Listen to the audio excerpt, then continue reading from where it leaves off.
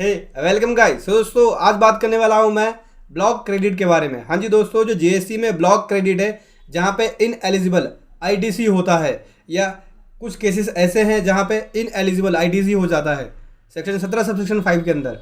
तो क्या है ब्लॉक क्रेडिट और कौन से केसेस के अंदर आपका इनपुट क्रेडिट इन एलिजिबल हो जाता है एज पर सेक्शन 17 सबसेक्शन 5 के अंदर। तो क्या है ब्लॉक क्रेडिट जीएसटी में, इसको समझने के लिए बने रहे मेरे साथ वीडियो के एंड तक। दोस्तों बात करें यहाँ पे सेक्शन 17 सबसेक्शन 5 के अंदर बहुत सारी ऐसी गुड्स एंड सर्विसेज है जो कि ब्लॉक क्रेडिट के अंदर आती हैं जहाँ पे उसका आईटीसी इन एलिजिबल होता है। सबसे पहले समझते हैं यहाँ पे है मोटर व्हीकल से रिलेटेड जो सर्विसेज है। सबसे पहले समझते हैं मोटर व्हीकल से रिलेटेड जो आईटीसी है सेक्शन 17 का सबसेक्शन 5 का close A of the CGST act बोलता है आईटीसी एलिजिबल नहीं होगा किसके रिस्पेक्ट में, मोटर व्हीकल्स का, जिसका यूज हो रहा है ट्रांसपोर्टेशन ऑफ पर्सन्स का। अगर यहाँ पे जो अप्रूव सीटिंग कैपेसिटी है मोर देन 13% से होता है इंक्लूडिंग ड्राइवर, तो उस केस में आईटीसी नहीं ले सकते। लेकिन यहाँ पे कुछ एक्सेप्शंस है। एक्सेप्शंस ये है कि अगर यहाँ पे मोटर व्हीकल का यूज सप्लाई के लिए किया जा रहा है, ठीक है, आगे सप्लाई के लिए किया जा रहा है, तो उस केस में आईटीसी लिया जा सकता है, ठीक है। और जो पैसेंजर ट्रांसपोर्टेशन सर्विसेज दे रहे हैं उस केस में भी लिया जा सकता है। या फिर मोटर व्हीकल का जो यूज़ है वो ट्रेनिंग सर्विसेज के लिए हो गया, ड्राइविंग की जो ट्रेनिंग सर्विसेज देते हैं, ठीक है, तो उस केस में यहाँ पे आईटीसी लिया जा सकता है। अगला बात करते हैं सेक्शन 17 का subsection 5 close double a vessel और एयरक्राफ्ट के बारे में बात करता है। यहाँ भी आईटीसी अवेलेबल नहीं है वेसल और एयरक्राफ्ट के रिस्पेक्ट में कुछ केसेस को छोड़ के। अगर यहाँ पे इस तरह का जो वेसल है या फिर एयरक्राफ्ट है टैक्सेबल सप्लाई के अंदर यूज किया जाता है, ठीक है, तो उस केस में आईटीसी मिल जाएगा। मतलब कि अगर यहाँ पे व्हीकल्स या एयरक्राफ्ट की सप्लाई की जा रही है तो उस केस में आईटीसी मिल जाएगा। ट्रांसपोर्टेशन सर्विसेज दे रहे हैं पैसेंजर की तो उस केस में मिल जाएगा। या फिर ट्रेनिंग सर्विसेज दे रहे हैं, ठीक है, इस तरह के व्हीकल्स का, या फिर ट्रेनिंग सर्विसेज फ्लाइंग का दे रहे हैं एयरक्राफ्ट का, तो उस केस में मिल जाएगा। ट्रांसपोर्टेशन ऑफ गुड्स की सर्विसेज दे रहे हैं तो उस केस में आईटीसी मिल जाएगा।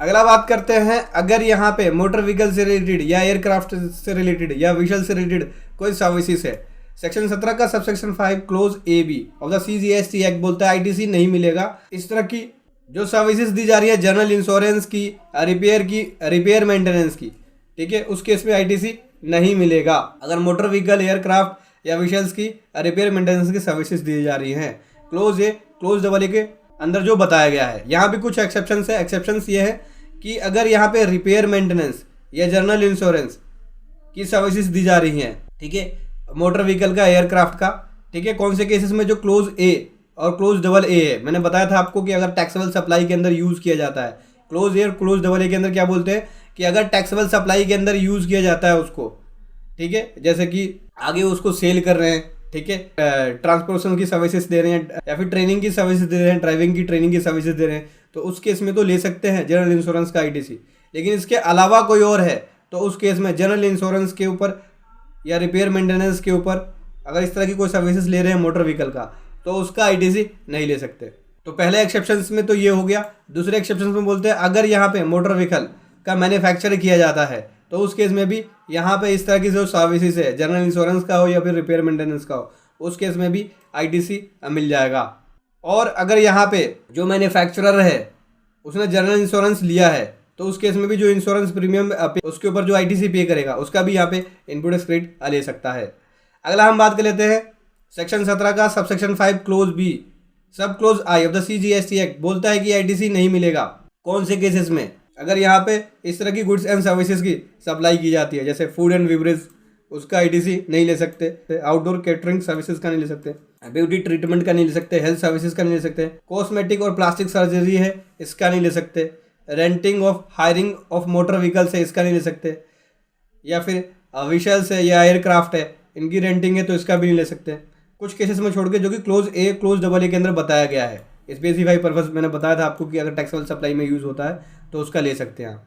लाइफ इंश्योरेंस का या हेल्थ इंश्योरेंस का नहीं ले सकते। यहाँ भी कुछ एक्सेप्शंस है। एक्सेप्शंस ये है कि अगर यहाँ पे inward supply same category and same goods के अंदर है तो यहाँ पे रजिस्टर्ड पर्सन से अगर यहाँ पे इनवर्ट सप्लाई ली जा रही है, ठीक है, तो उस केस में यहाँ पे आईटीसी लिया जा सकता है, यानी आईटीसी को कंसीडर किया जाएगा। मान लो आप ब्यूटी ट्रीटमेंट की सर्विस देते हैं और ब्यूटी ट्रीटमेंट की अगर आप सर्विस ले रहे हैं तो उस केस में सेम सर्विस हो गई आपकी, तो उस केस में जो ब्यूटी ट्रीटमेंट पे आपने सर्विसेज ली है उसका आईटीसी आपको मिल जाएगा। दोस्तों अगला बात करते हैं सेक्शन 17 का सबसेक्शन 5 क्लोज बी सब close second of the CGST act. अगर कोई मेंबरशिप, क्लब की मेंबरशिप या हेल्थ इंश्योरेंस या फिटनेस सेंटर की सर्विसेज ली गई है तो उस केस में भी यहाँ पे ITC एलिजिबल नहीं है, नहीं मिलेगा ITC। उसके बाद अगला है सेक्शन 17 का सबसेक्शन 5 क्लोज बी सब close 3 of the CGST act. अगर कोई ट्रैवल बेनिफिट है एम्प्लॉय को दिया जा रहा है वेकेशंस के लिए, लीव के लिए या होटल ट्रैवल कंसेशंस के लिए, तो उस केस में भी ITC नहीं मिलेगा। लेकिन यहाँ पे भी एक्सेप्शंस है। एक्सेप्शंस ये है कि ITC उस केसेस में मिल जाएगा जहाँ पे किसी और लॉ के अंदर बाई फोर्स ये किया जा रहा है कि आपको ये सर्विसेज देनी है अपने एम्प्लॉय को, तो उस केस में मिल जाएगा। जैसे कि बात करें यहाँ पे फैक्ट्री एक्ट के प्रोविजन के हिसाब से, section 46 of the factory act के हिसाब से, यहाँ पे अगर एम्प्लॉय 250 से ऊपर होते हैं, 250 या 250 से ऊपर होते हैं, तो एम्प्लॉय को कैंटीन फैसिलिटी प्रोवाइड कराना मैंडेटरी है। तो इस केस में ITC अवेलेबल है, इस केस में ITC ले सकता है टैक्सेबल पर्सन। अगला हम बात कर लेते हैं वर्क कॉन्ट्रैक्ट। देखो वर्क कॉन्ट्रैक्ट की अगर सर्विस दी जा रही है, सप्लाई की जा रही है कंस्ट्रक्शन के लिए इमूवेबल प्रॉपर्टी का अदर देन प्लांट मशीनरी का, तो उस केस में भी एलिजिबल नहीं है ITC, कुछ केसेस को छोड़ के। अगर यहाँ पे इनपुट सर्विस है, इस तरह की वर्क कॉन्ट्रैक्ट की सर्विस को प्रोवाइड करने के लिए किया जाता है, तो उस केस में यहाँ पे ITC मिल जाएगा। ये एक्सेप्शन है इसका, मतलब कि अगर यहाँ पे वर्क कॉन्ट्रैक्ट की सर्विस प्रोवाइड की जाती है इमूवेबल प्रॉपर्टी का, ठीक है, तो उस केस में ITC नहीं मिलेगा। लेकिन अगर यहाँ पे वर्क कॉन्ट्रैक्ट सर्विस को प्रोवाइड करने के लिए वर्क कॉन्ट्रैक्ट की सर्विस ली जा रही है, इनपुट सर्विस ली जा रही है, तो उस केस में ITC मिल जाएगा। ITC मिल जाएगा सभी बिल्डर्स को, कॉन्ट्रैक्टर को कॉन्ट्रैक्ट की सर्विस प्रोवाइड करते हैं और वो वर्क कॉन्ट्रैक्ट की सर्विस आगे सप्लाई करने के लिए यूज़ कर रहे हैं मटेरियल्स वगैरह। तो कंस्ट्रक्शन का मतलब क्या है? कंस्ट्रक्शन का मतलब है रिकंस्ट्रक्शन, रिनोवेशन, एडिशन, अल्टरेशन या रिपेयर। ये सभी कंस्ट्रक्शन के डेफिनेशन के अंदर आते हैं। अगर यहाँ पे एक्सपेंसेस किया गया है रिनोवेशन के लिए, रिपेयर के लिए, रिकंस्ट्रक्शन के लिए, अल्टरेशन के लिए, और बुक्स के अंदर उसे कैपिटलाइज नहीं किया गया है टैक्सेबल पर्सन के द्वारा, तो उस केस में ITC अवेलेबल होगा, यानी ITC उस केस में मिल जाएगा। और दोस्तों यहाँ पे अगर यहाँ पे goods and services taxable person के द्वारा इमूवेबल प्रॉपर्टी के कंस्ट्रक्शन के लिए लिया गया है उसके खुद के अकाउंट में, तो उस केस में यहाँ पे ITC नहीं मिलेगा, चाहे वो बिजनेस के पर्पज़ के लिए यूज़ क्यों ना करे। और दोस्तों यहाँ पे प्लांट एंड मशीनरी को प्रोटेक्ट करने के लिए अगर शेड बनाया गया है, उस केस में भी ITC नहीं ले सकते हैं, उस केस में भी ITC नहीं मिल पाएगा। अगला बात कर लेते हैं, अगर GST पे किया गया है कॉम्पोजिशन स्कीम के अंदर, तो अगर जो भी गुड्स एंड सर्विसेज के ऊपर टैक्स पे किया गया है सेक्शन 10 के अंदर जो टैक्सेबल पर्सन है, तो उस केस में भी यहाँ पे ITC अवेलेबल नहीं है। मतलब कि अगर आप कॉम्पोजिशन पर्सन के अंदर हैं, ठीक है, यानी कॉम्पोजिशन टैक्सेबल पर्सन है और आप गुड्स एंड सर्विसेज के ऊपर टैक्स पे कर रहे हैं, तो उस केस में भी आपको ITC नहीं मिलेगा। और दोस्तों अगर यहाँ पे गुड्स एंड सर्विसेज दोनों ही रिसीव किया गया है नॉन रेजिडेंट टैक्सेबल पर्सन के द्वारा, तो उस केस में भी यहाँ पे इनपुट टैक्स क्रेडिट नहीं मिलेगा। कुछ एक्सेप्शंस है। एक्सेप्शंस ये है कि नॉन रेजिडेंट टैक्सेबल पर्सन अगर इम्पोर्ट ऑफ गुड्स करता है तो उस केस में ITC उसको मिल जाएगा। अगर यहाँ पे गुड्स या सर्विसेज यूज़ किया गया है पर्सनल कंजप्शंस के लिए, तो उस केस में इनपुट क्रेडिट नहीं मिलेगा। हाँ जी दोस्तों, अगर पर्सनल कंजप्शंस के लिए गुड्स एंड सर्विसेज को यूज़ किया गया है, ठीक है, तो सेक्शन 17 का subsection 5 close G of the CGST act के हिसाब से उसका ITC नहीं मिलेगा। पर्सनल कंजप्शन का मतलब हो गया कि यहाँ पे पार्टनर, डायरेक्टर या प्रोप्राइटर के द्वारा अपने पर्सनल यूज़ के लिए गुड्स एंड सर्विसेज ली गई है, तो उस केस में उसका ITC नहीं मिलेगा। सेक्शन 17 का सबसेक्शन 5 क्लोज G के हिसाब से वो क्रेडिट या वो ITC ब्लॉक हो जाता है।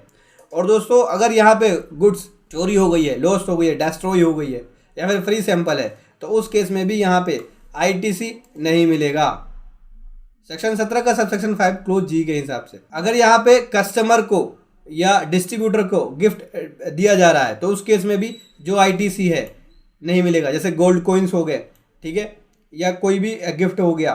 फ्री सैंपल जो अनरिलेटेड पर्सन है, उस केस में भी GST जो है, GST अगर पे किया गया है तो उस केस में भी ITC नहीं मिलेगा। और अगर ITC लिया भी है तो उसका ITC रिवर्स करना होगा। और रिलेटेड पर्सन से ITC जो है वो अवेलेबल होगा, उसका ले सकते हैं। अगर यहाँ पे ITC पे किया गया है गुड्स जो कि सप्लाई कर रहे हैं ब्रांड प्रमोशंस के लिए या सेल्स प्रमोशंस के लिए, ठीक है, तो इनपुट क्रेडिट भी उस केस में नहीं मिलेगा। जो भी GST पे किया गया है, जो भी एक्सपेंसेस इनकर्ड किया गया है प्रमोशनल स्कीम्स के लिए, ठीक है, या फिर गुड्स दिया गया है ब्रांड रिमाइंडर के लिए या प्रमोशंस के लिए, ठीक है, कस्टमर को, तो उस केस में भी जो GST पे किया गया है उसका आपको ITC नहीं मिलेगा। तो समझ गए दोस्तों, ये है ब्लॉक क्रेडिट सेक्शन 17 का सबसेक्शन 5, जहाँ पे आपको इनपुट क्रेडिट नहीं लेने देता, जो कि बोलता है इन एलिजिबल आईटीसी है। तो अगर आपने इनमें से कोई सा भी आईटीसी लिया है जो कि आपका एलिजिबल नहीं है, तो उस आईटीसी को आपको रिवर्स करना होगा। अगर आपने ले लिया है तो आप उसको रिवर्स करेंगे फॉर्म जीएसटी या 3B के अंदर विद इंटरेस्ट, अगर आपने इनपुट क्रेडिट लिया है इस तरह का। तो बाकी आने वाली वीडियो के अंदर आपको बताऊंगा कि सेक्शन 17 का सबसेक्शन 5 का कोई भी इन एलिजिबल आईटीसी होता है तो कैसे रिवर्स करना होता है फॉर्म जीएसटी या 3B के अंदर। वीडियो कैसी लगी जरूर बताएं। Thank you so much. जय हिंद, वंदे मातरम।